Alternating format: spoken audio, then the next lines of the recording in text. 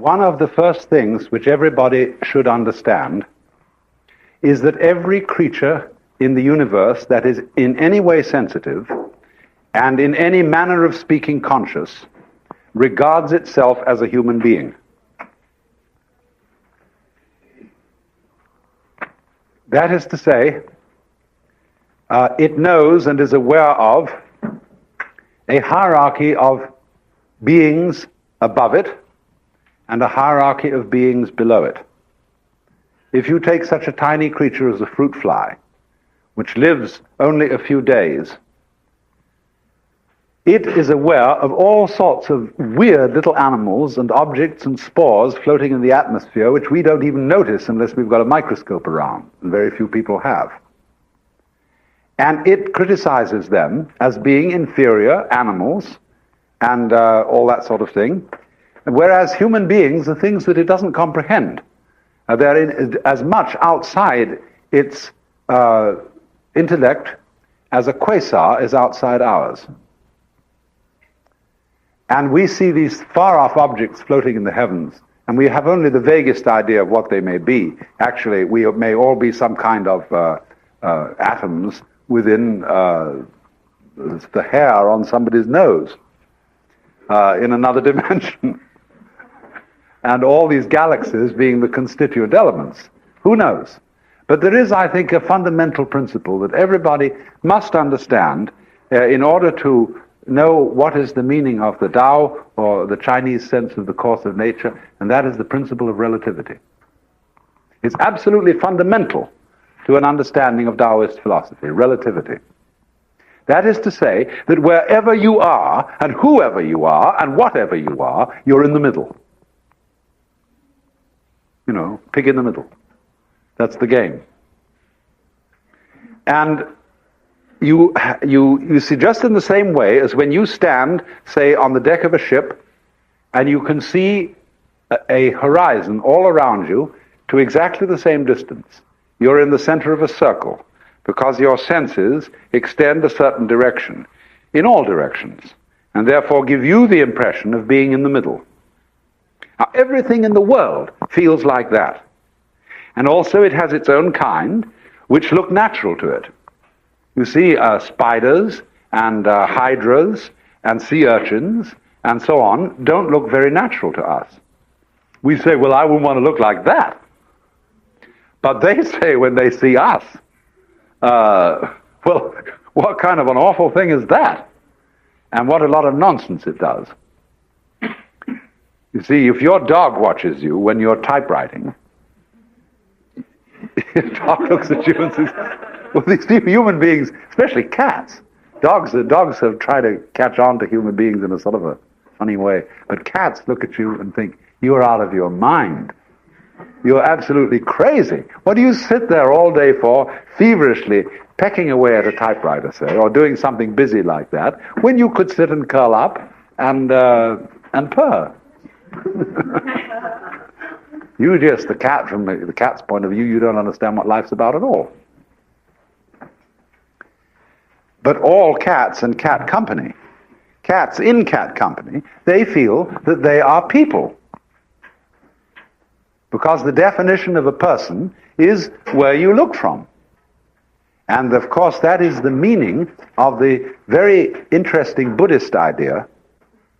You can only become a Buddha, that is to say, you can only become enlightened, liberated, aware of your unity with the universe from the human position.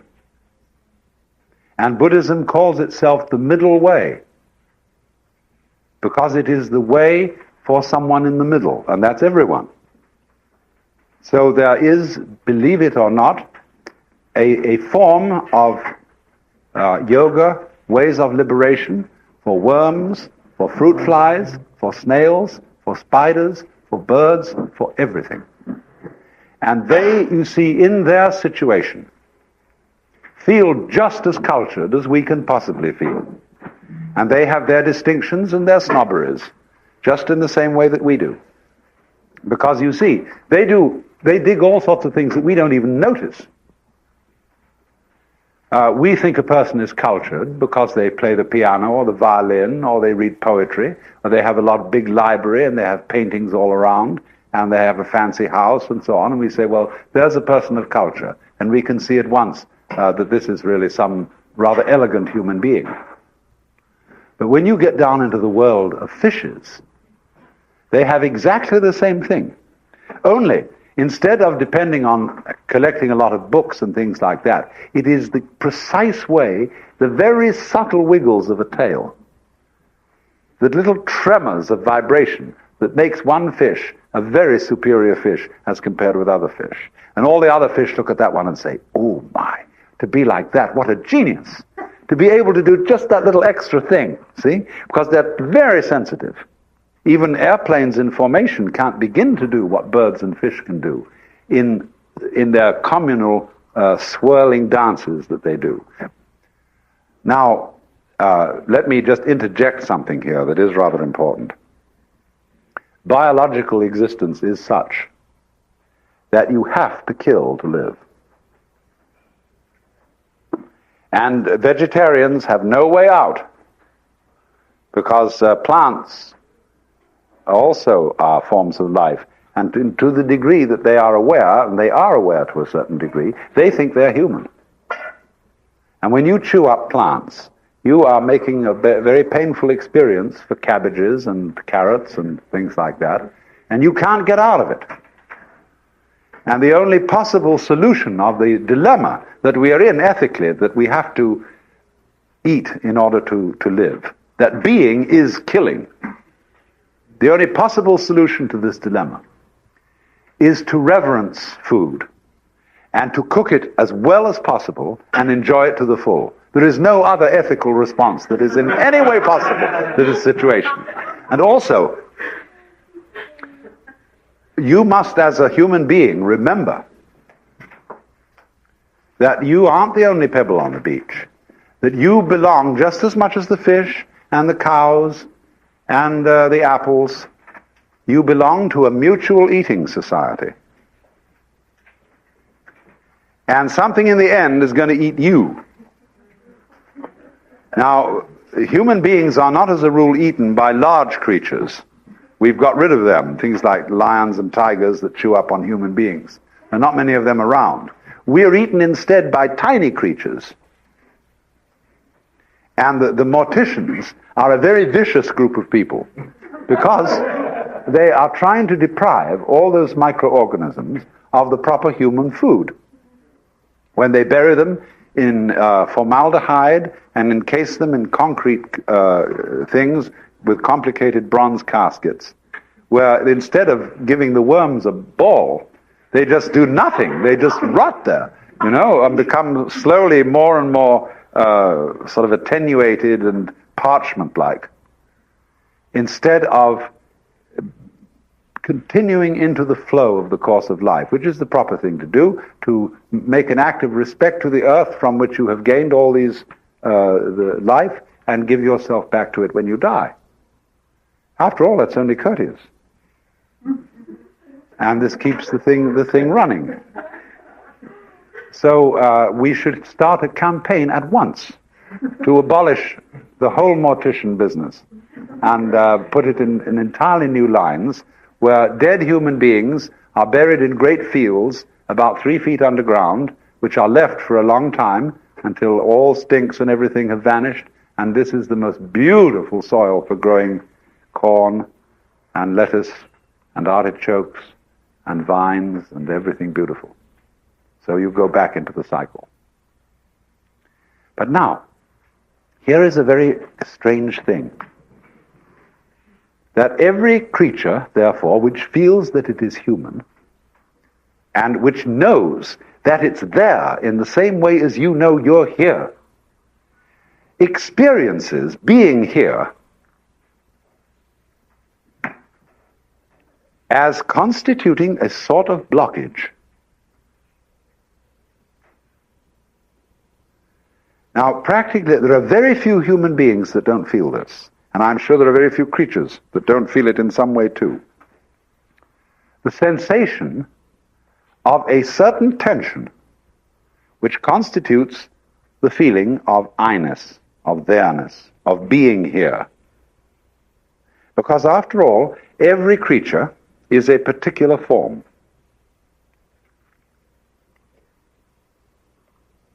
Everything is individual. Not only you as a total organism standing here, but all the component cells of your body, each one of them has some sort of a feeling of its own.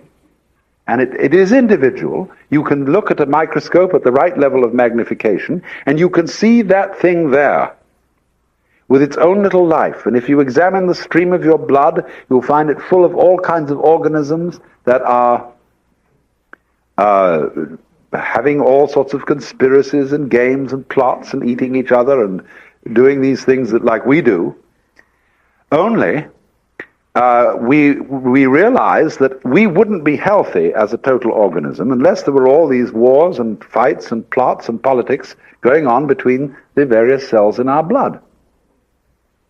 But from their point of view, you see, they feel a little bit put out because they're being organized. And we're in the same situation because very slowly the human beings on the surface of the planet are realizing themselves into a total planetary organism with an electronic nervous system. You see, in science fiction, which was published round about the 1920s, it was always expected that future human beings would have enormous heads because they would have very big brains and they would be very wise. It didn't work that way. What happens is that the human race is building a brain outside its body.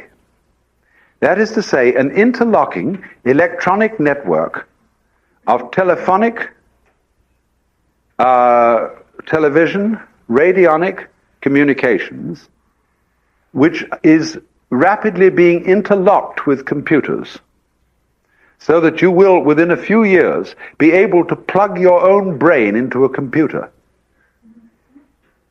You will have a little gadget here behind the ear that looks slightly like a hearing aid. And that will be integrated with your brain in such a way that you can plug in right here. That will only be an intermediate stage, because just in the same way as when we thought that all communications by electricity had to go through wires, and then we got rid of the wires and got radio and television. So in exactly the same way, we'll eventually get rid of telephones and radio and television, and will communicate by some entirely new method that is at present called ESP. But that will mean that absolutely nobody has a private life anymore. Everybody will read automatically everybody else's thoughts. You won't be able to defend, you'll have no defenses. Everybody else will see right through you. And some people will protest and say, well, this is terrible, there's no privacy anymore, that means there's no me. Well, that's what's happened to your own cells and your own neurons. And they objected at some time in the course of evolution, we're getting our private life taken away, we're being organized into a body. And we're doing the same thing. Only we have got to try and see if we can be clever about it. And that is to say, to do two things at once. To have this tremendous openness to each other, whereby I don't care if you read my thoughts, and you don't care if I read yours, but at the same time, nevertheless, each one of us retains a peculiar individuality. Almost in the same way as nothing could be more unlike a stomach than a heart, and nothing could be more unlike a kidney than a pituitary gland, and nothing could be more unlike intestines than a rib cage. You see, there's a lot of differentiation inside the body, despite the fact that it is a completely an organism functioning altogether. So then the problem, though, as I said, is that for each individual, which is outlined, which is a separate thing, or rather, I would, instead of using the word separate, I would like to use the word distinct. Separate, as I use the word, means disjointed, cut off from. Distinct means a feature of something, where a an absolutely distinguishable pattern is part of a larger pattern, of a whole. So something can be distinct without being separate, in just the same way as back and front can be very different and yet inseparable. So then, there is then this sensation of practically every living being of constituting a center of tension and of resistance. That is to say, of being a little bit blocked, or shall I say, of being in the way, being in one's own way. Imagine the opposite. Let us suppose, for example, that you got up in the morning with a feeling of total transparency.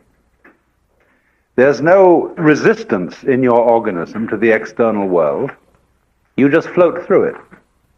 You're part of it, it's part of you, and just in the same way, for example, that when you see, if you see well, you aren't aware of your eyes. But if there's something wrong with your eyes, and you see spots in front of you, then you are looking at your eyes, and your eyes are getting in your own way. So the Taoist sage Zhuangzi says that when clothes fit well, you are not aware of them. When your girdle or belt fits properly, you are not aware of it. Good shoes you are unconscious of.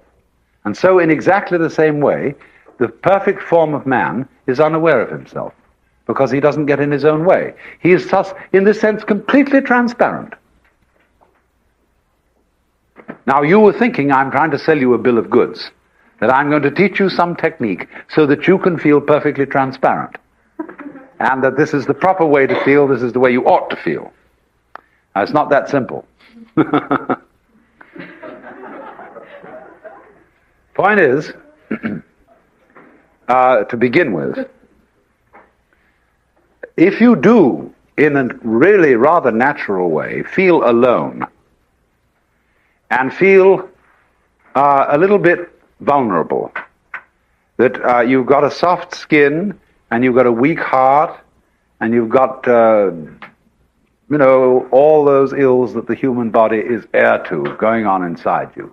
Let's begin with that. Let's begin with the way in which we do, in fact, constitute a sort of block in the middle of things.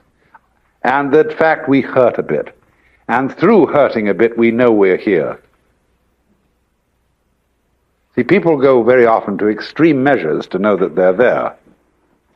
I was in Mexico 2 years ago. I tried to find out what was really behind all the blood and gore in Mexican Catholicism.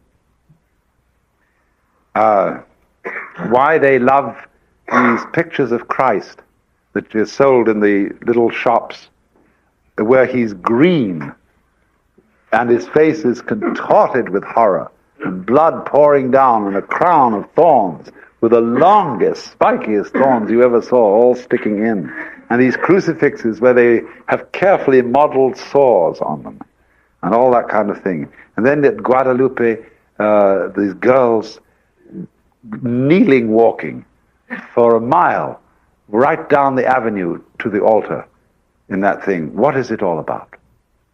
Why, the answer is quite simply, if you hurt, you know you're there. And this is part of the whole meaning of penances and all sorts of trials that people go through, and all kinds of adventures, and all sorts of very, very difficult massage experiences and so on, is that as a result of this, it becomes quite apparent that you do truly exist. You are there. You are a kind of an obstacle to the flow of life. And as life impinges upon you, wham! You rebound and you hurt a bit, and so you are there. Now then, although people cultivate this, they say, in general, they rather it would be not that way. We'd like to forget ourselves. And so ever so many people say, well, I want something to lose myself in. I want something to belong to. I want to join a religion where I can sort of feel that I take part. I mean something. Or I go to the movies to forget myself. I read a mystery story to forget myself. I get drunk to forget myself. Because the peculiar quality of the drug called alcohol is that it turns you off. It makes you increasingly insensitive to pain and to being and so on, so that you can get a certain vague sense, a rather misty sense of floating. When Gurdjieff had a boy he was training, he was making him wait table one evening, and he suddenly, before dinner, filled him with an enormous amount of vodka. And the boy went around all evening in a sort of floating state. And Gurdjieff said to him afterwards, now listen, when you can feel like that naturally all the time, you've learned my discipline. But here it is. So as things stand, one ordinarily doesn't feel that way and therefore takes alcohol or something in order to disappear, in order to feel less this sensation of resisting the world. Do you know, if you study your body and its dynamics, you will find that you are fighting all the time. Most people are, some aren't, but most people are fighting the external world all the time. My friend Charlotte Selver often tries an experiment where she makes a person lie down on the floor and says to them, now look, the floor is solid and it will hold you up. You don't have to do anything to stay where you are. Just lie on the floor.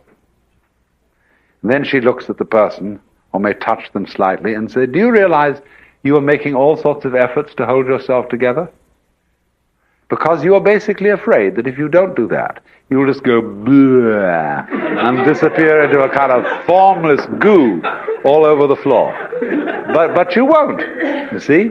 Your skin, your bones, your muscle tonus and everything is all there naturally, and it will hold you together. There's nothing to worry about. And all you have to do is lie on the floor. And you don't have to make any special efforts to stay together. But very many people are afraid that they will fall apart or somehow disintegrate if they don't make efforts to hold themselves together, or else that they will be disintegrated by some outside agency if they're not constantly on the alert like this, all around, you see, to protect themselves. Now, I'm not a preacher. That's the most important thing to understand about me. I'm not saying you shouldn't do that, but I'm inviting you to become immensely aware of the fact that if you do that at all, that you do it. And that you have, therefore, this sense of being alone, of being a particular, separate form that is unlike any other form on earth. That's just you. And concentrate on that. After all, for many people, they define this as their problem. So you ought to be able to feel it without the slightest difficulty. It isn't that I were asking you to feel some transcendental sensation or something of that kind. This is just a very ordinary sense of being you and being alone.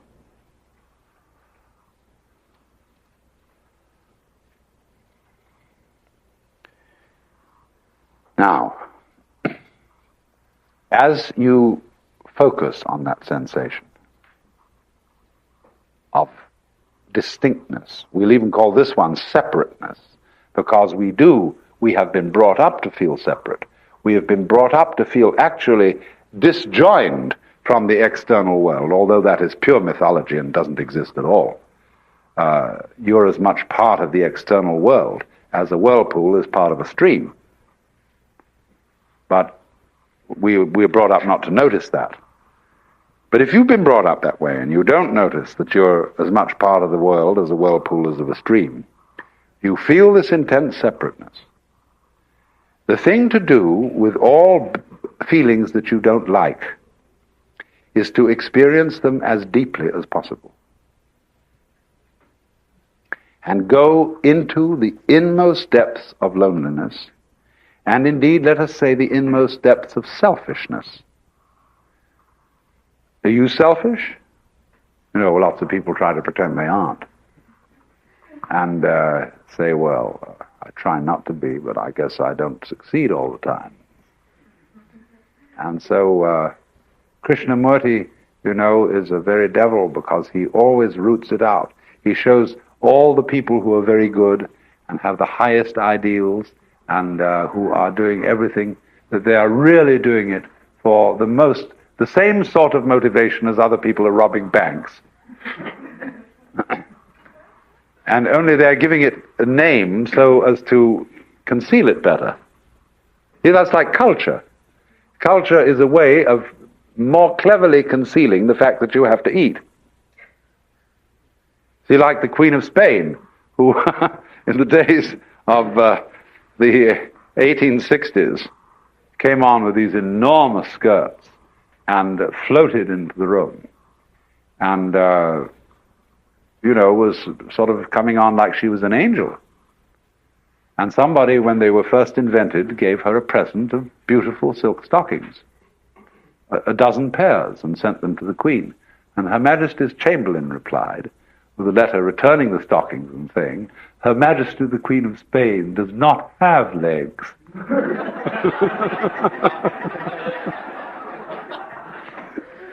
You see, it's like, look, Mama, no legs. I managed to float along just the same because I'm an angel.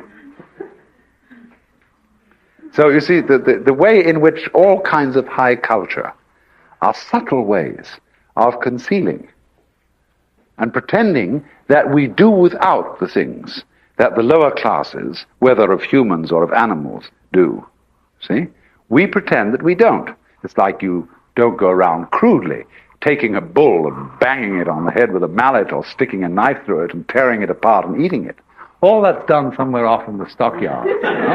And it comes to us in the butcher's shop as a completely neutral-looking thing called a steak. The steak has absolutely nothing to do with a cow. The steak is something wrapped up, packaged, like that, and they're all down like that. And nobody, when they pick up a steak and test it, thinks, poor cow. It doesn't look like a cow. It doesn't remind you of one in any way. So that's culture.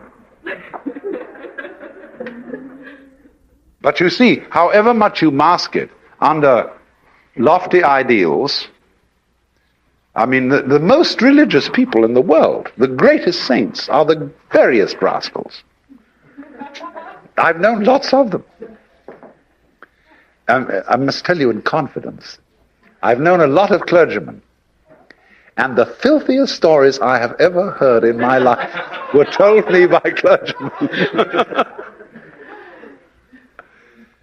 So, in Hebrew theology, incidentally, that there is a thing called the Yetzer Hara, and in the beginning of time, when God created Adam, he implanted in him the Yetzer Hara, and the Yetzer Hara means the wayward spirit. He put something funny in man, so that man would be a little odd, and it was a result of the Yetzer Hara that Adam was tempted by Eve, who was tempted by the serpent to eat that famous fruit. But the Hebrew believes that everything that God created is good, including the Yetzer Hara. Because if it hadn't been for the Yetzer Hara, there would have nothing ever happened. Everybody would have obeyed God, and God would have said, well, this is kind of a bore.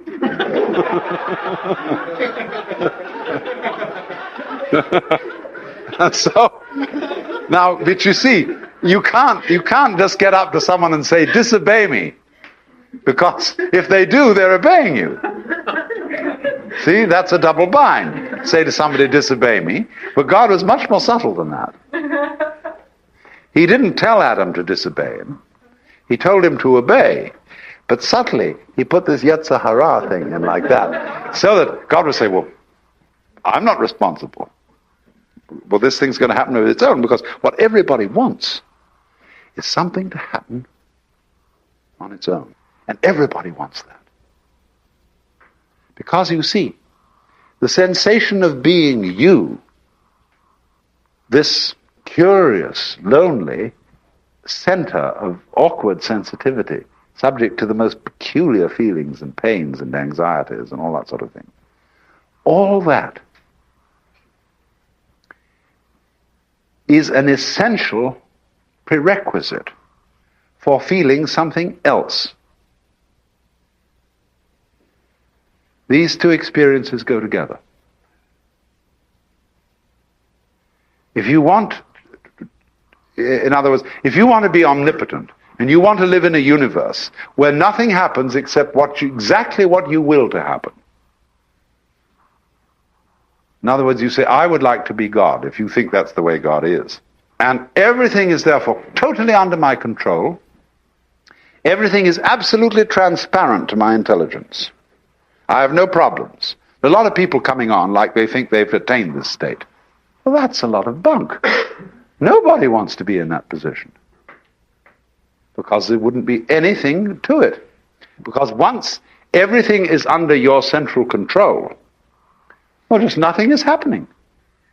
It's a bore from beginning to end. So what anyone or any being whatsoever who has a sense of centrality, who has a sense of selfhood, who has a sense of identity, that sense of identity is inseparable from something else going on that is defined as not being me, as not being under my control, and that may jump at any time. It might even eat me.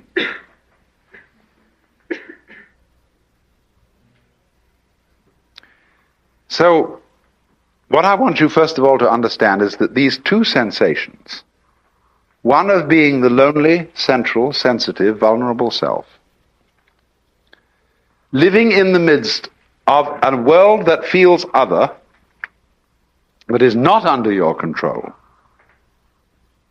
I want to try and show you that these two sensations are really one sensation, or rather two aspects of one sensation. You couldn't have the one experience without the other experience. Now, this is a rather good thing to know, because it means that you won't panic if you discover this. People who suffer from chronic anxiety are always in doubt, you see, about this relationship between what I feel as myself and what I feel as something else. Let's suppose you're anxious about your relationship with other people. You walk into a room, like this restaurant here, and you sit down at dinner, and there's some stranger opposite to you. And you know nothing about this stranger, and you begin, maybe you feel a little reluctant to open conversation. You don't know what kind of whether this person is going to be sane, or some kind of a crackpot, or some kind of a awful stuffy square, or you don't know what it is. So you start fencing around a little, but you get the feeling, you see, of, now I better watch myself, because I do, after all, want to make a good impression. I don't want to make an enemy. So you watch yourself, and this is a funny thing then begins called self-consciousness. And people say sort of to each other, and usual way in which strangers come on. And also there is involved in this encounter the secret games that people are playing all the time to defend themselves by putting other people down.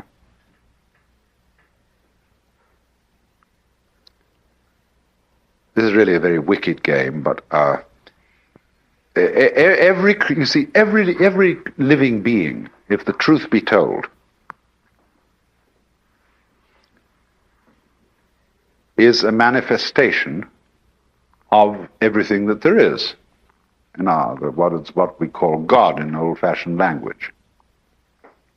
Every human being is. And as I look around, I can see every one of you as the divine being coming at me in a different way. Crazy. But the thing is that what we do is to try and prevent people from realizing that this is so, by pointing out to them in the most subtle ways their limitations. And seeing if we can phase them. Put a person off a little bit. Make them uncertain. Make them unsteady. It's like all sorts of games that you can play where if a person wavers, he loses. But people play that with each other all the time. And the reason they do it is not the reason they think. It is that if everybody were perfectly clear that they were a manifestation of the divine being, nothing very much would happen. But so as to keep everybody a little bit unclear about it, the whole thing bugs itself and creates these little doubts. So what we're beginning with is these little doubts, you see, these sensations of blockage, of not being very sure of yourself, but knowing very much indeed that you are yourself and that you're alone and it's all up to you. The terrible feeling of responsibility. So, what I'm trying to point out to you is if you intensify that feeling and bring it to its highest pitch, you will immediately realize that you are aware of it only by virtue of the entire sensation of something else. Something defined as not you. So the feeling of not you and the feeling of you are relative. They go together, and you can't have the one without the other. And if you can't have the one without the other, that means there's a secret conspiracy between the two. They are really the same, but pretending to be different. Because the whole idea is if there wasn't a difference, you wouldn't know anything was happening. I mean, if it was all the same, it's like that song of Bob Dylan's, which says something like, well, I'm just like a guy like you. I'm just like anybody else. No use me talking to you, because you're just like me.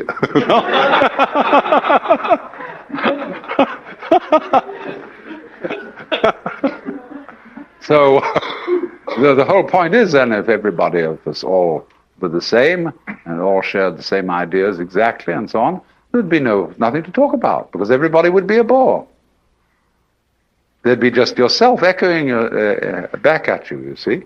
And you'd feel like a madman in a hall of mirrors, where everything you went was just yourself, you see, in all directions, just you. Well, that's no fun.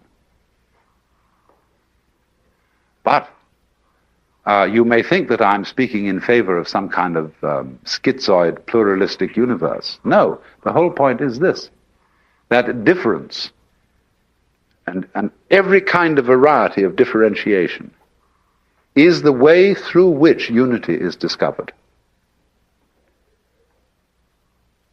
I mean, this business about vive la petite différence is very important. And the fact that men and women, for example, as a primordial kind of difference, never can really understand each other is tremendously exciting. Because that's a way by which something happens. If it makes a difference, then it's there. If it doesn't make a difference, it doesn't matter. And what doesn't matter doesn't exist, because it has no matter.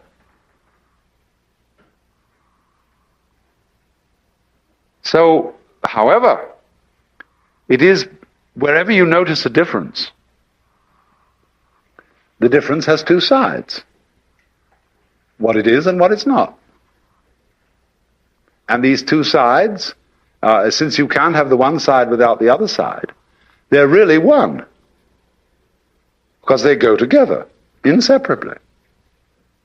So when you get this extreme sense of your own existence as a rather painful fact in the middle of everything else, the everything else feeling and the you feeling are two poles of one and the same process.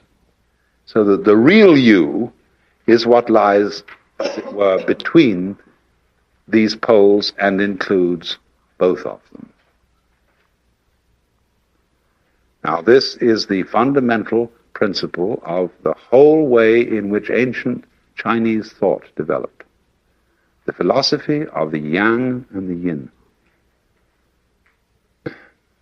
This is one of the oldest ideas in the universe. I mean, no, that's a rather too big language. On this planet. And the philosophy, which I shall have occasion to speak of a little bit more later, of the Book of Changes, the Yi Jing, is based entirely on this. That the universe is the interplay of difference, and the primordial difference is between up and down, back and front, black and white, is and isn't, male and female, positive and negative. So the word yang in Chinese means or refers to the south side of a mountain, which is the sunny side. The word yin refers to the north side of the mountain, which is the shady side. Did you ever see a south-sided mountain only with no north side? Or it may also, yang may refer to the north bank of a river, which gets the sun, and yin to the south bank of the river, which gets the shade. And so you will remember this. And one half, of course, is colored, dark.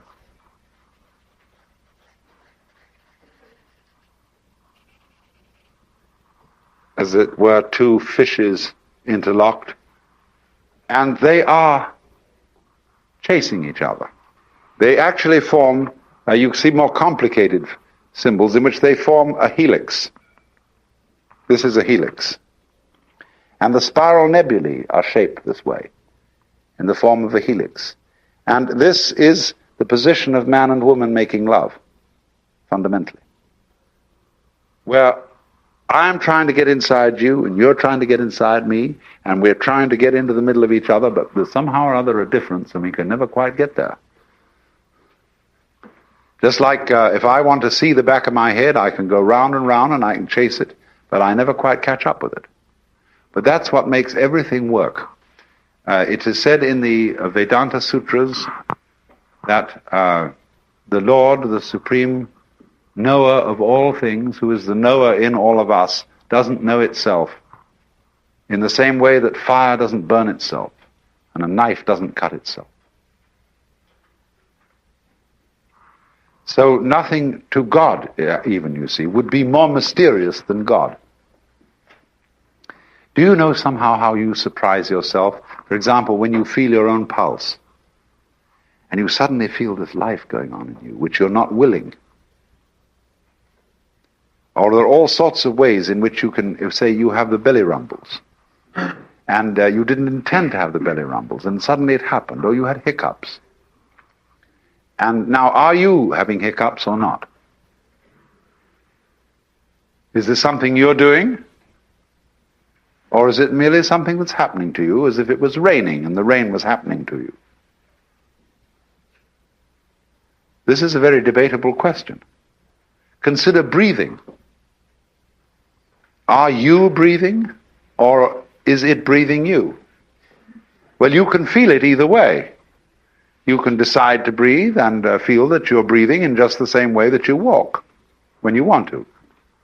On the other hand, when you forget about breathing altogether, it still goes on. And so it seems to be something that happens to you. Which is it? Do you grow your hair, or does your hair just grow by itself? What enables you to make a decision?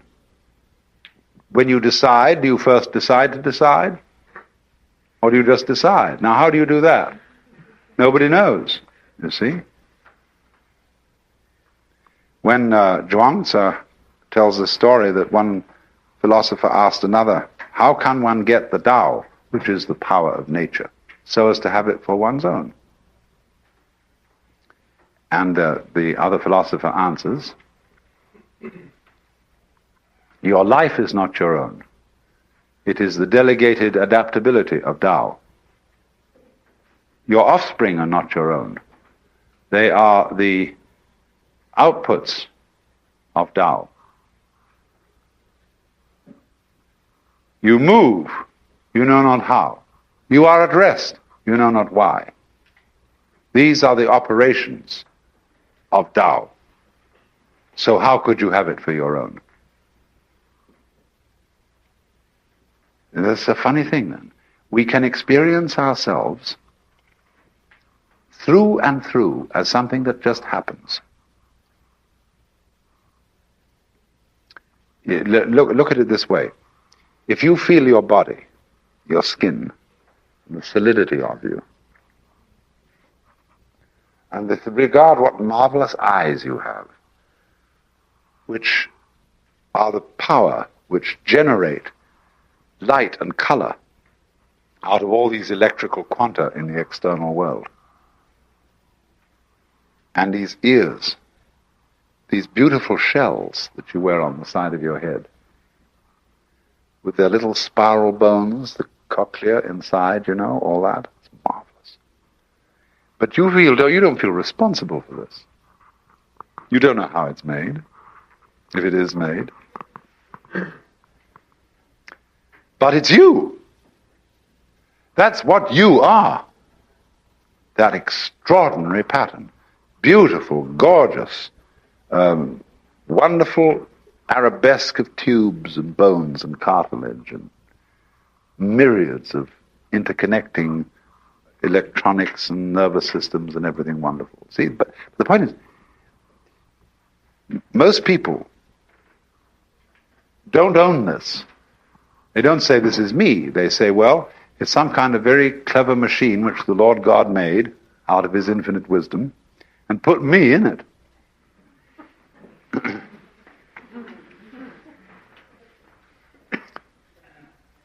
And this is a very limited view. Because the extraordinary thing is, you see, that this is you. This extraordinary, marvelous goings on. See? But you can feel it, all of it, as if it was just happening to you. But if you want to feel it that way, then you've got to go the whole way, and you've got to feel that your decisions just happen to you. And that the thing that you call yourself, to which things happen, is just something that happens. See? You don't know how you manage to be an ego, how you happen to be conscious. That just happened too. So happenings happen to a happening. So you can feel yourself completely irresponsible, like that, see? It's nowhere. Or, when you get that way, that's a very interesting road to run. But you can try the other way. You can extend it and say, now look here. If I really am my eyes, and although I don't understand them, I mean, that is to say, I can't describe it in lines, in words, this is me. It's an extraordinary thing, but it is. Well, I don't understand how it happens. But then, you see, that's the whole point. As I made a little while ago, that the very Lord God himself doesn't understand how he happens. Because if he did, what would be the point? There'd be no mystery. There'd be no possibility of surprises. That's why there has to be yang and yin. Yang is bright, and it understands everything. Yin is dark, and damned if she'll be understood.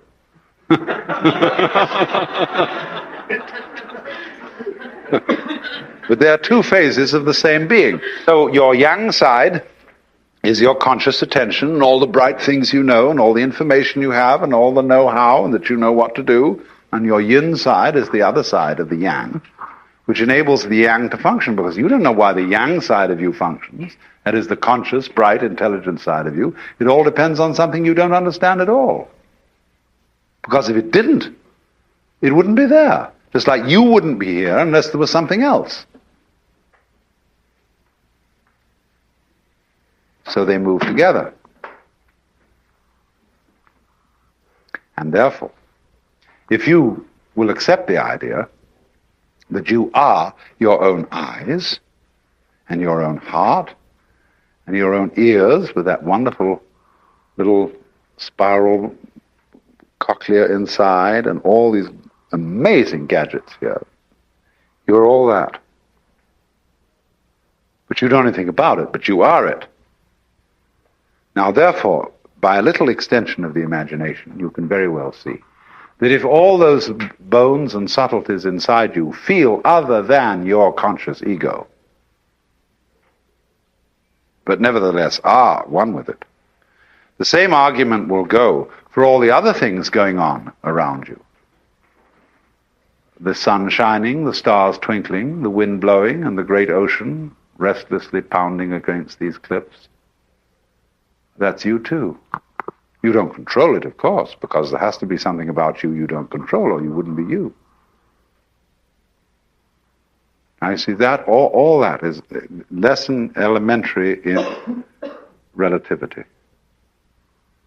And relativity, I've talked about it in this way, which is kind of unscholarly and so on, but I wanted to get the message across, the idea across, because to understand the principle of relativity is the absolute foundation of the philosophy of the Tao. Lao Tzu takes it up in his second chapter when he says, when all the world understands beauty to be beautiful, there is already ugliness. When all the world understands goodness to be good, there is already evil. Thus, to be and not to be arise mutually. High and low are posited mutually. Long and short are compared mutually. And he goes through a whole list of opposites and show how they create each other. It's like that wonderful little parable. The Chinese character for man looks more or less like an upturned V. And Lafcadio Hearn, in one of his books, tells a story of a Japanese girl telling her little sister the meaning of the character for man by taking 2 sticks of wood and balancing them together on the ground, 2 sticks of firewood, so that they form the upturned V. And she says to her little sister, this is the character for man. Because neither stick will stand up unless it has the other to help it. And so, you know, we must dig each other. But the profounder meaning underneath this is there's no self without other. And no man, and don't forget, get back to the original point, every creature in the world feels it's a man. I don't mean a male, but a human. And that is because it is in this situation where the thing it feels as itself, as its separate identity, is supported by the equal and opposite sensation of other. Center, periphery. Here, there. Now, then. Is, isn't. Or whatever. These two are the yang and the yin, the 2 poles that hold each other up. So the Zen poem says, when misfortune comes, treat it as a blessing. When fortune comes, treat it as a disaster. Once upon a time, there was a Chinese farmer who lost a horse, ran away. And all the neighbors came round that evening and said, that's too bad. And he said, maybe. The next day, the horse came back and brought 7 wild horses with it. And all the neighbors came around and said, why, that's great, isn't it? And he said, maybe. The next day, his son was attempting to tame one of these horses and was riding it and was thrown and broke his leg. And all the neighbors came round in the evening and said, well, that's too bad, isn't it? And the farmer said, maybe. And the next day, the conscription officers came around looking for people for the army, and they rejected his son because he had a broken leg. And all the neighbors came round that evening and said, isn't that wonderful? And he said, maybe.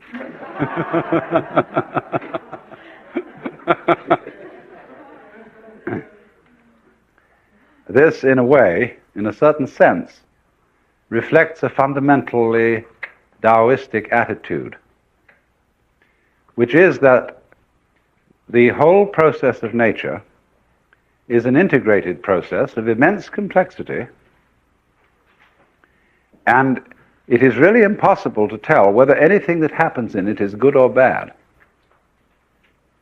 because you never know what will be the consequences of a misfortune, or you never know what will be the consequences of good fortune. I know a woman who was quite happy until she inherited $2 million. And then she became absolutely miserable because she was afflicted with paranoia that everybody was going to take it away from her, especially the government.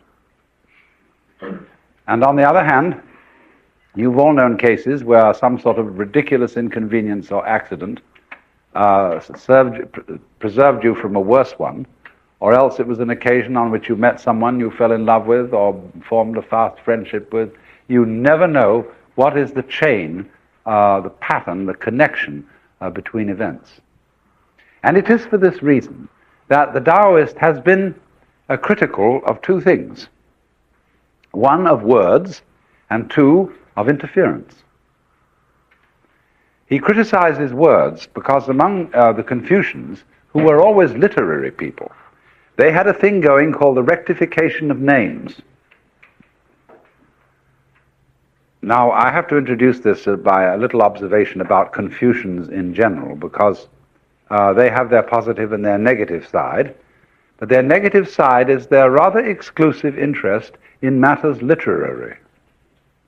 In the history of Chinese civilization, no kind of really scientific advance came through Confucian studies, because they were scholastics. That is to say, a scholastic is one who knows what's in the book and believes what the ancient texts or the ancient scriptures say, and he studies them and becomes proficient like a rabbi or a Christian theologian. But mystics are not interested very much in theology. All mystics have been interested in direct experience. And therefore, although you may laugh at them as mystics and say they are not scientific, they are empirical in their approach. And the Taoists, being mystics, were the only great group of ancient Chinese people who seriously studied nature. They were interested in it from the beginning, and their books are full of analogies between the principles of the Taoist way of life and the behavior of natural forces, of water, of wind, of plants and rocks.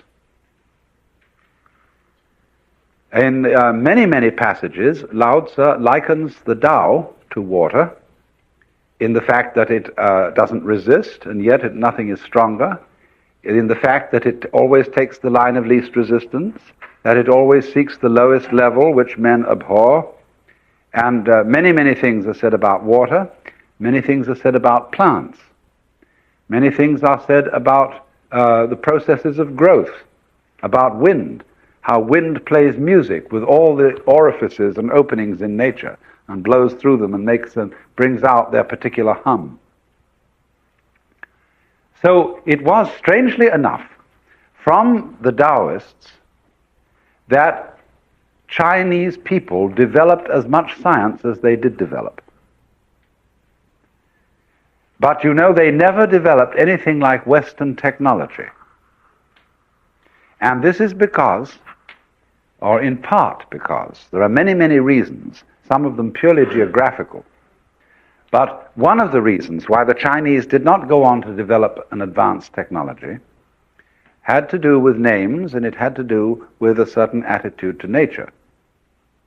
Now, so far as names are concerned, the Taoists always laughed at the idea of the rectification of names. Because they said, now look, when you compile a dictionary, you define your words with other words.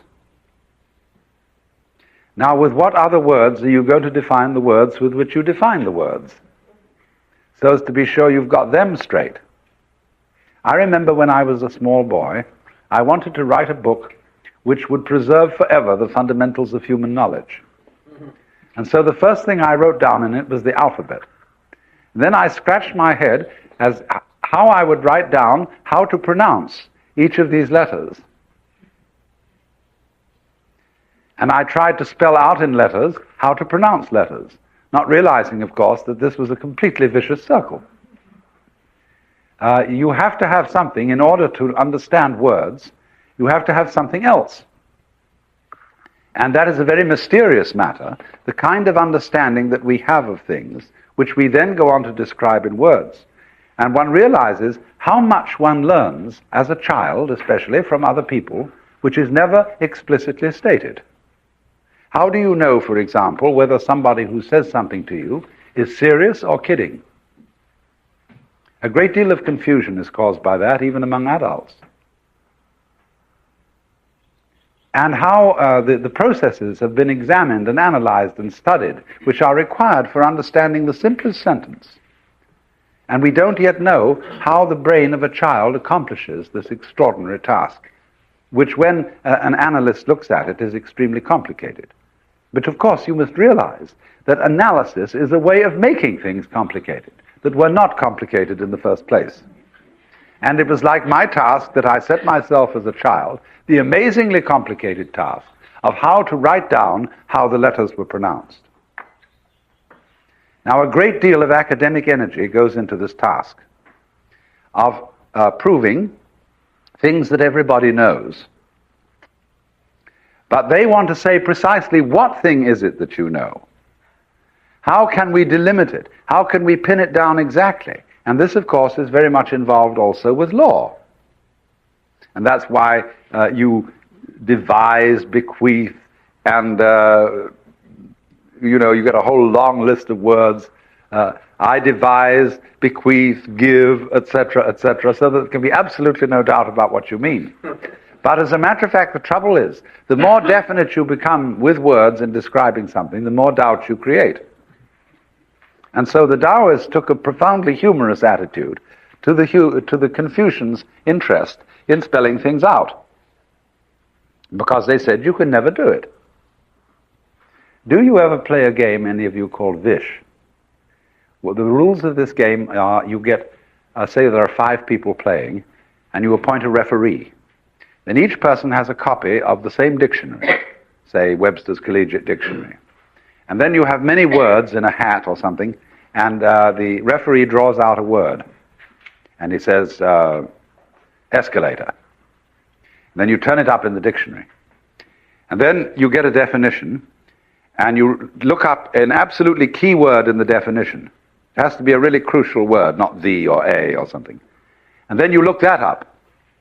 And then you take a key word in that definition. And then when you get back to the word escalator, you raise your hand and call out Vish, which is short for vicious circle. And thereby you have won the round, and the referee is there to decide that you've played fair and that you did take key words from each definition and so on, and you didn't cheat. So this shows you, you see, how a dictionary, unless it has little pictures in it, which give you another way of understanding things, a dictionary is an entirely circular process, simply a self-defining affair. So that when you encounter, say, I pick up a Chinese dictionary, or better still for my purposes, supposing I pick up a Finnish dictionary, which has nothing in it but Finnish language, it doesn't tell me a thing, because I haven't got the key. And the key to this language is not altogether communicable in language. So for this reason then, the Taoists was thoroughly skeptical of the power of words to describe the processes of the physical world. Now, the Chinese language as such is a rather peculiar language. Unlike most other languages, in that it neither declines its nouns nor conjugates its verbs. There are certain ways sometimes of showing whether a verb indicates the future or whether it indicates the past. But in general, literally translated Chinese reads like a telegram. And so the opening of the chapter of the Lao Tzu book on de, that is to say on power or virtue, says in literal English, superior de, not de. Thus this has de. Inferior de, or virtue, not let go of virtue. Thus this not virtue. And this says it so succinctly. And we have to go bubbling around and saying, the superior form of virtue is not conscious of itself as virtue, and thus truly is virtue. But the inferior form of virtue so insists on being virtuous that it's not virtue. But that's a very complicated way of saying things, as the Chinese says it so pithily. And so, but on the other hand, the Chinese language, which is not specific in this way that we can be by declining nouns and conjugating verbs, exactly what, how, and to whom, we have a better language, and so do the Japanese, because they have an arrangement for using Chinese in such a way as to decline the nouns and conjugate the verbs. We have a better language for describing technological processes. You know how it is when you get a set of instructions to put something together. First do this, then do that, then do the other thing. Well, boy, you should get some kind of a Chinese product from Hong Kong with put together instructions. And you just nowhere. You have to know how it's done before you read it. The airplane. I experienced an airplane, Pan American. They have both English and yes. Chinese. And I couldn't read Chinese. I had to look at English.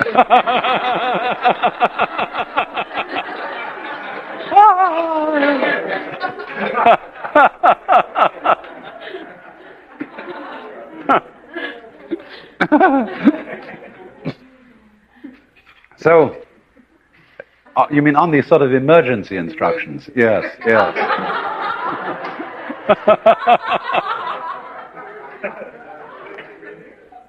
But the compensatory delight of this language is that you can say several things at once and mean them all.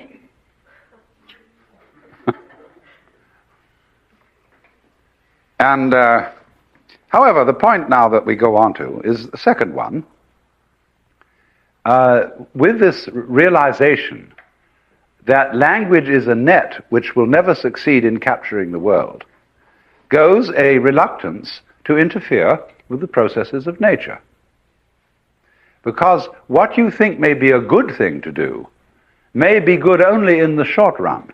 It may turn out to be disastrous in the long run. To give the very simple example, which is very close to the hearts of all Chinese and Asian people, the problem of population. What on earth are we going to do about that?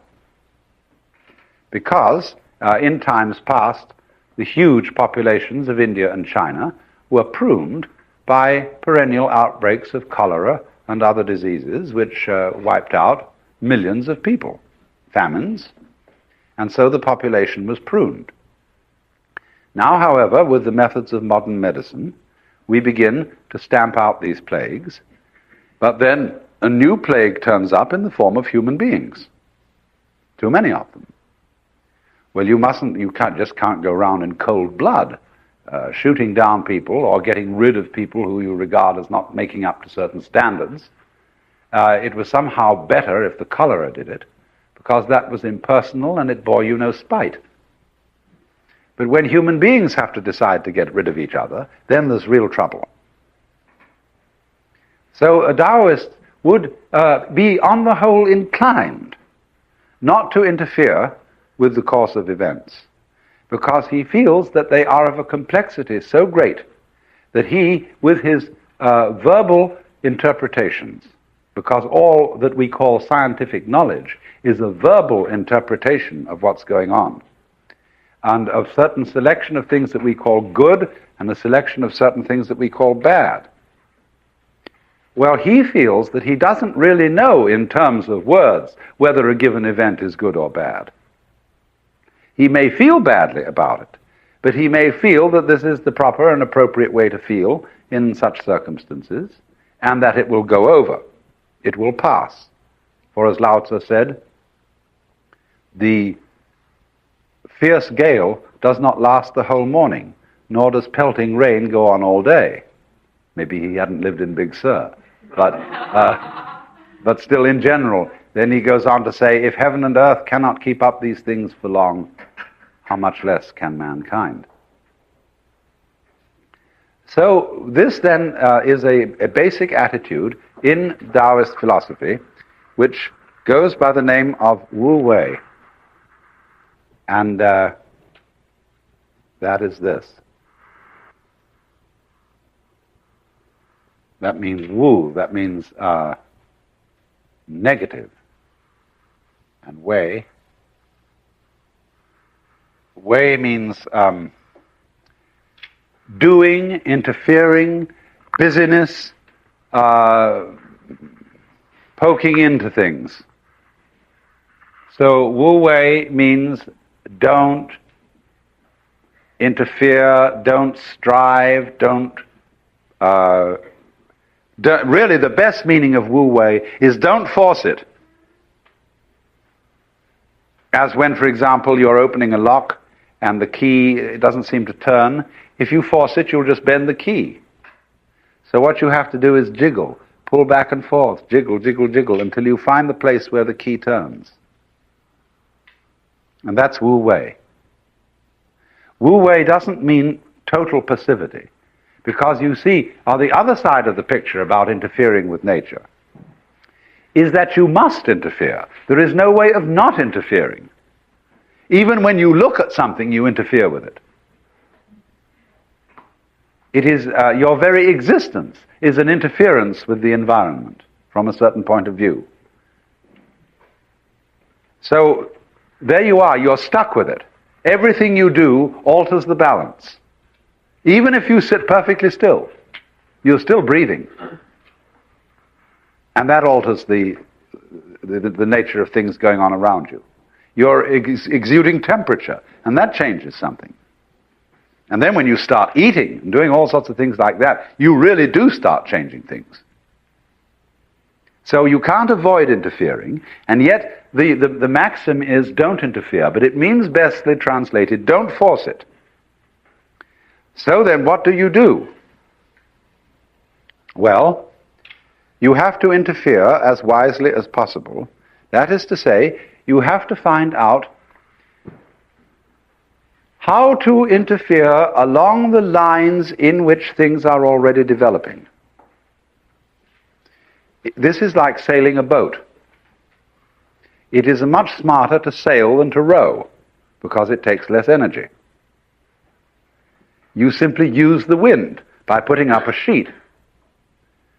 But then, supposing the wind isn't going where you want to go, then you learn to tack. But you keep the wind in your sails all the time, and you use the wind to go against the wind. And therefrom comes the idea of judo. Judo is the Japanese way of saying the gentle Tao, the gentle way. And in judo, the basic principle of the whole thing is that you are not an attacker. Underneath judo is a deeper philosophy called aikido, the way of aiki. And aikido is that you can never be attacked, because when somebody attacks you, you're not there. Or you are there, but in the form of a vacuum, so that the attacker gets sucked in so fast by his own force that he falls over. So in judo, one always uses the strength of the opponent to bring about his downfall. You may add your own strength at a certain point. In other words, when you're throwing someone in judo, There is a point when his own strength has taken him beyond the peak. When the thing is falling over, it reaches a certain peak where it's gone. You see, it's on the way down. It is at this moment that you add your strength. And saying, wowie, you see. When there's a curious throw in judo where you get a fellow, you've been holding him, and you get him up on your foot like this, you see, and then he is moving in this direction. So just when he's off balance, you whoops with your foot like that and send him way over on the floor in that direction. But he has to be beyond the falling point, you see, and then only do you use your strength. Because all you've done now in executing this throw was that you fell backwards with your own weight, and he was pushing at you. You see, at a moment when he was pushing at you like that, it is entirely opportune to put your foot up and fall over backwards, and he goes way over. And that's quite a throw to get involved in, I can assure you. But judo, you see, is a development out of the Taoist philosophy by probably Japanese people. Judo is relatively modern, but it comes out of all sorts of understandings, going back to Chinese ways of doing things, and gradually amalgamated into the form in which we know it today. But it is a basic demonstration of this principle of Wu Wei, which Jiafu has written now in cursive characters. So, it isn't an attitude of total passivity. It isn't just doing nothing, as it literally says, not do, but it's really not force. So you need always, in every situation, to find out which way the wind is blowing. Trim your sails to the wind. This is the meaning of it. Well, now then, how do you know which way the wind is blowing? Obviously, a scientist would say to you, well, we have to make a very careful analysis of the situation and find out just what's going on. And then this becomes extremely interesting, because now scientists are doing this very seriously, and they have devised the very important science that we call ecology. And in ecology we study the whole complex of relationships which lie between any organism and its environment. And when we get to the ecology of mankind, it is simply fantastic. When you study, for example, the ecology between man and the world of microbes, and you try to decide what are good guys and bad guys among the microbes, how to get rid of the bad guys without getting rid of the good guys, and then realizing you need some of the bad guys, otherwise the good guys fall apart. And some of the killers we use are on the level of medicine, very much like what DDT is on the level of agriculture. It's too indiscriminate, and it gets too many of the good guys along with the bad guys. But you become, after a time, very doubtful as to the precise definition of a good guy and a bad guy. Because you see, every group, every species, has to have an enemy. That's part of the whole mutual eating society arrangement of life. If you don't have an enemy, then you start multiplying too much. Nothing prunes you. Then you start getting in your own way, because there are too many of you. You start eating up all your own supplies of foodstuff. Also, you get soft. You're not on the qui-vive. You develop flabby muscles, because you never get involved in a fight. And so gradually, the successful group fails. The group which managed to obliterate all its enemies will fall apart. But that's the way things run. And the question is, you see, can we run the human race without awful bloodshed, and murders and tortures and all that kind of thing? Can we somehow introduce a new kind of gamesmanship as a substitute for war. Also, you get soft. You're not on the qui-vive. You develop flabby muscles because you never get involved in a fight. And so gradually, the successful group fails. The group which managed to obliterate all its enemies will fall apart. So, what are we to do about that? See, part of the whole joke of present-day international politics is that the United States, in order, with its vast prosperity and enormous facilities for living the lazy life, must have an external enemy to get excited about. And so, even though the Cold War is in a way total nonsense, and everybody who's in the know about anything knows it, that, for example, an atomic war between Russia and the United States would simply end the human race. But the populace has to be kept bamboozled. And we keep fighting wars like in Vietnam in order to keep everybody excited and in order to make a fracas and to give the soldiers practice. It's a horrible business. But that's the way things run. And the question is, you see, can we run the human race without awful bloodshed and murders and tortures and all that kind of thing?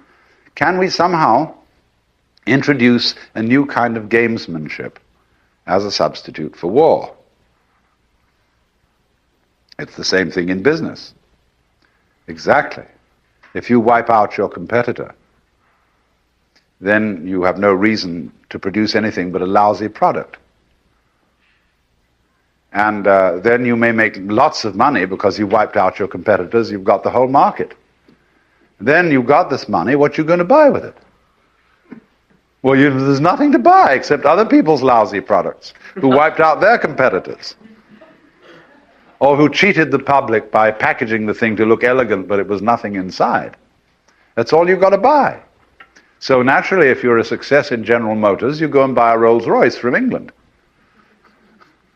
Or you go and buy a Mercedes from Germany, because they happen to be better cars. Or if you want to make a lot of money in the clothing industry here, making wretched prints, and you want some good clothes, what do? Well, you have to go to Mexico and buy the things peasants wear, because they're still substantial, solid, damn good clothes. So you see, there's something always self-defeating in these attempts to succeed. You could say nothing fails like success.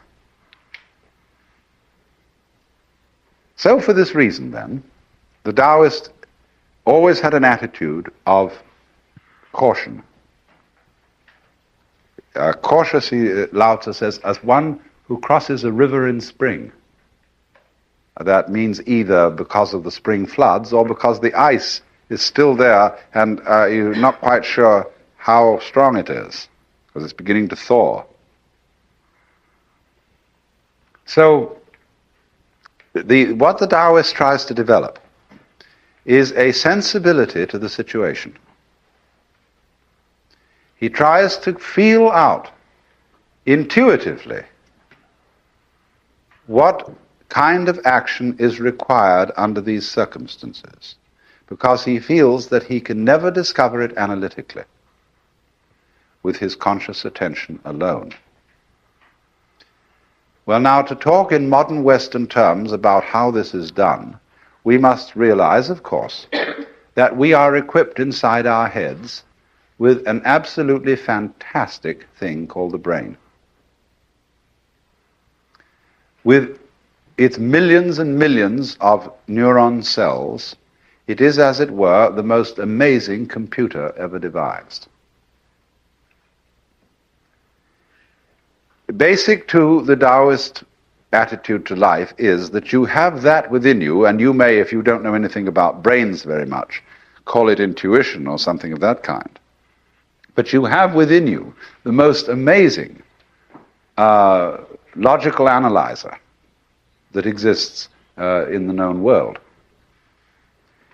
And the point is to get it to work for you. And instead of trying with conscious attention alone, which can only think of about 3 things at a time without using a pencil, that is to say, keep 3 variables in mind at once. Very few people can do 4 without using a pencil. You can do 4 if you're a trained musician, where you're playing 4 different lines of a fugue, say. You're keeping 4 variables in mind at once. With an organist, you can go from 4 to 6 because you've got your 2 feet, and they're playing too.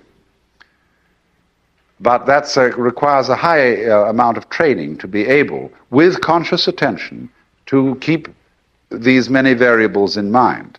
But the world around us has infinitely many variables going in it. And you can reason out something with your conscious verbal thinking. Say you want to make a contract in business, and you figure out how to make it, whether it will be a good contract, whether it will work, etc., etc. And you think of all these things and write them down, and you make the contract, and you think that's fine. But one of the variables that you couldn't possibly include in the contract was that your partner would slip on a banana skin and break his neck. All sorts of things. I mean, the contract might make provisions in it if your lawyer was thoughtful for what was to be done under the case of the disability of any of the parties thereto, etc. But eventually there are so many possibilities that can occur that you cannot think of them all.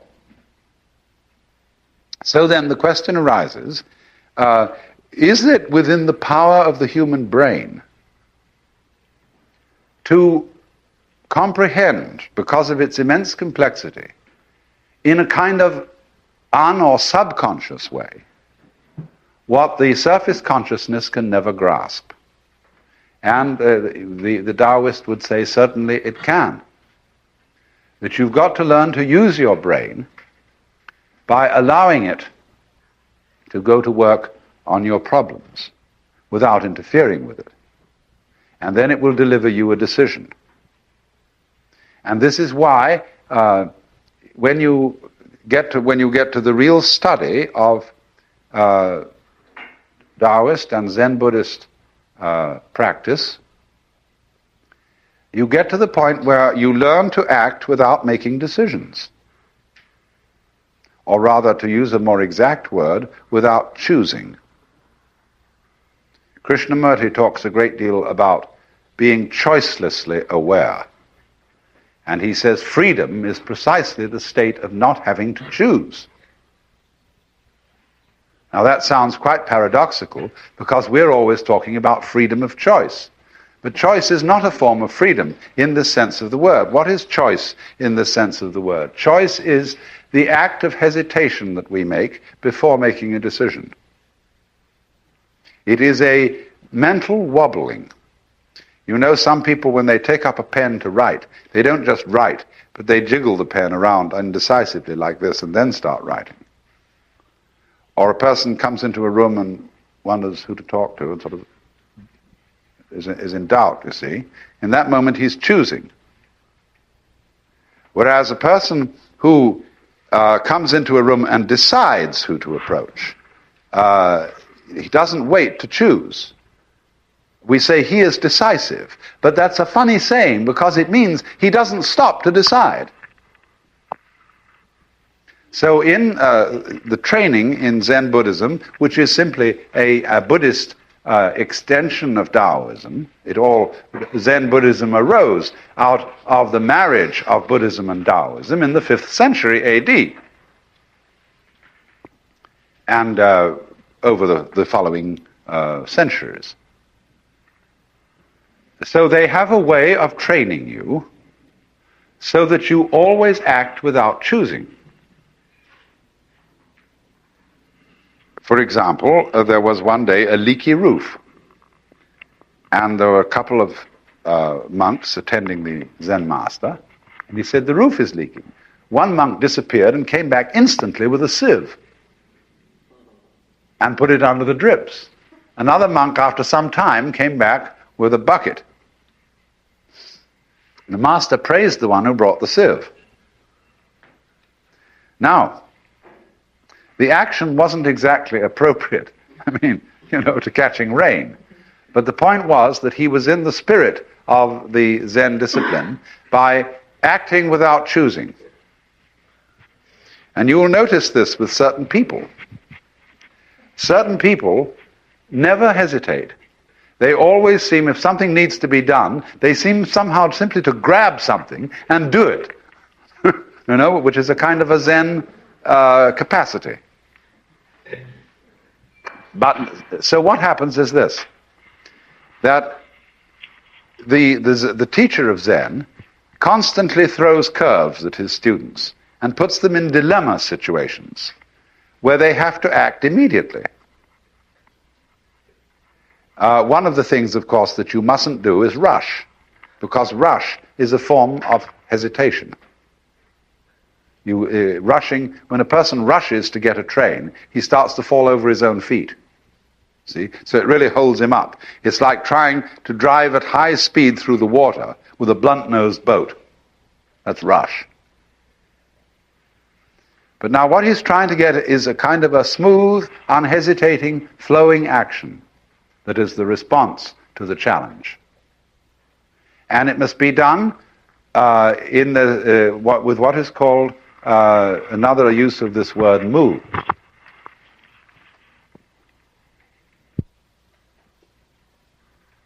This is called wunyan in Chinese or munen in Japanese. And this word, nen, is composed of the character meaning now and the character meaning mind, heart, shin. And so it has the meaning of a thought, but especially for us, it is well translated by the psychological term blocking.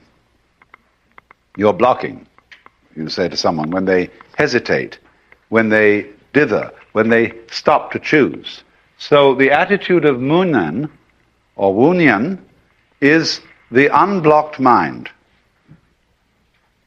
where it doesn't hesitate ever.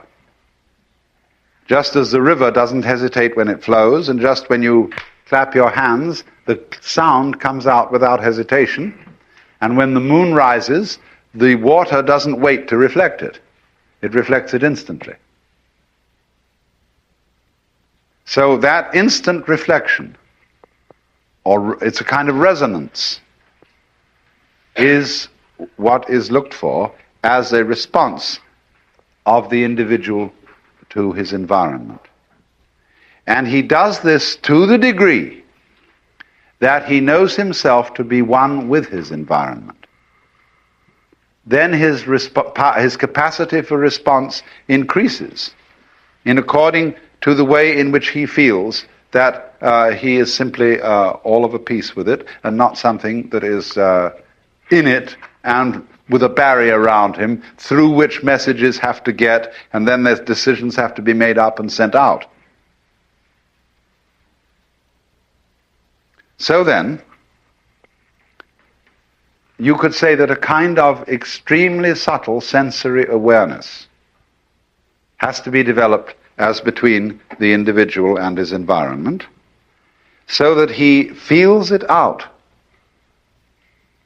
Now, today, this sort of talk is very unpopular, because scientifically minded people, especially academic scientists, those who teach in universities, are exceedingly suspicious of intuitive reactions.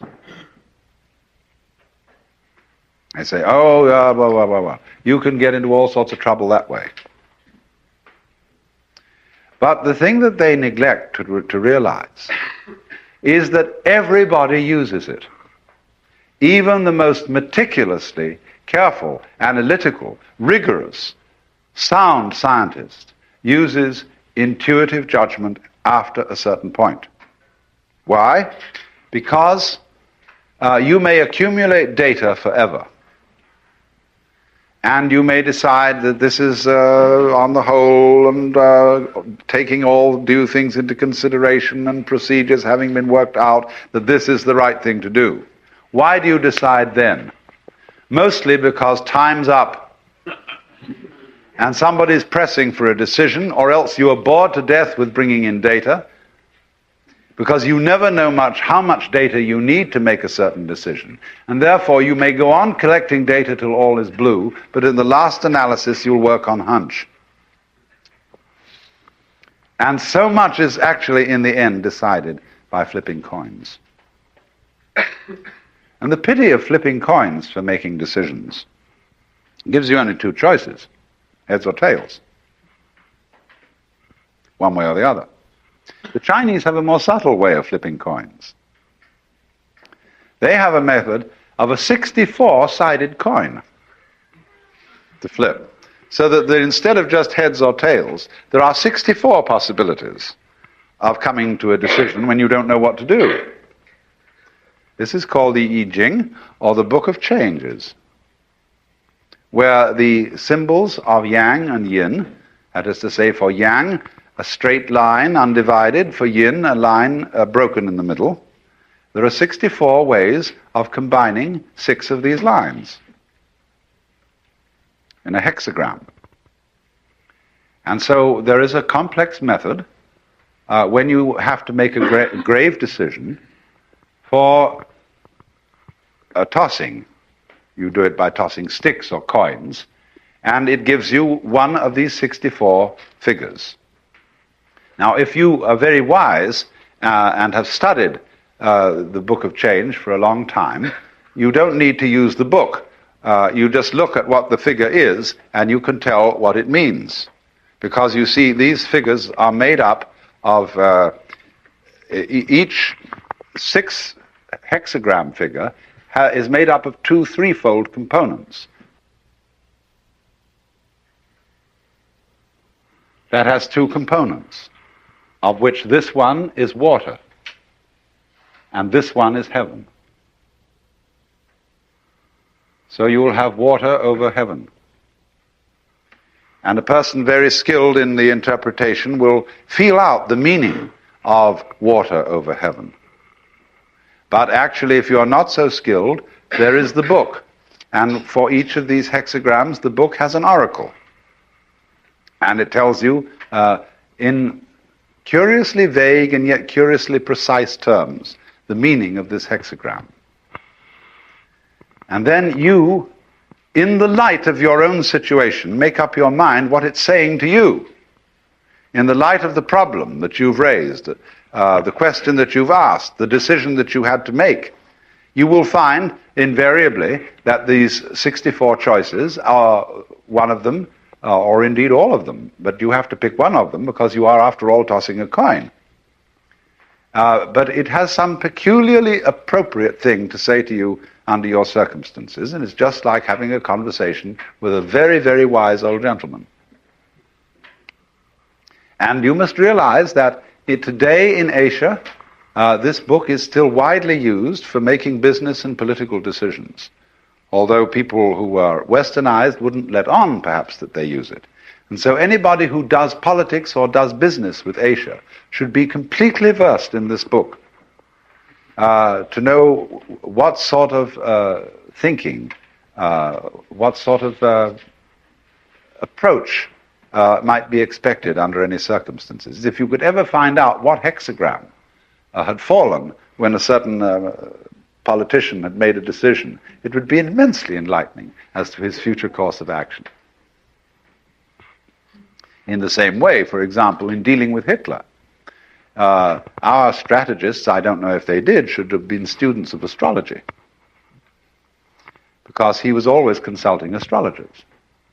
And therefore, astrology would be much more easy to penetrate than the I Ching, because you could know Hitler is looking all the time at his own horoscope. Well, we have access to Hitler's horoscope, and so we know what he's thinking about it. But you don't have access to what hexagram Mao Zedong threw when he decided to do something or other. So it's a little bit more subtle. Well then,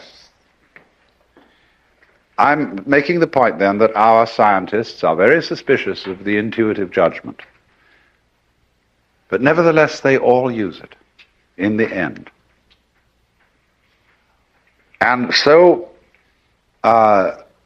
it has made this suspicion that science has of intuitive judgment has filtered down to the average person in terms of a mistrust of his own intuition, of the marvelous analytical powers of his own brain.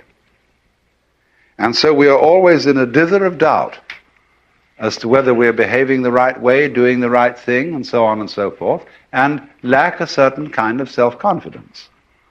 And if you see you lack self-confidence, you will make mistakes through sheer fumbling. If you do have self-confidence, you may get away with doing entirely the wrong thing. The British have an enormous degree of self-confidence. They know they're right, and they don't even question it. I mean, there are certain kinds of British types who are absolutely, their aplomb is unbelievable. And you can't shake them. I wouldn't dream of it. They're not even defending themselves. They know they're so right. And therefore they can allow any kind of political revolution, total free speech. All sorts of things can go on, which make Americans very nervous because Americans don't have the same degree of aplomb. They're not quite sure, you see. When you're an aristocrat and you've been brought up for generations in the right schools, and there's never any doubt whatsoever, you don't even have to mention the fact that you're an aristocrat. See? I mean, that's why aristocrats know how to treat servants. But they never take it out on their servants in the sense of having to emphasize their own superiority. Because they know they're superior. They don't even question it. See? Well, this is an extraordinary kind of nerve that they've built up. And so the only way, you can do this is, first of all, in Zen practice, the thing that you have to understand is this. You have to regard yourself as a cloud in the flesh. Because you see, clouds never make mistakes. Did you ever see a cloud that was misshapen? Did you ever see a badly designed wave? No, they always do the right thing. Now, so as a matter of fact do we, because we are natural beings, just like clouds and waves. Only we have complicated games which cause us to doubt ourselves.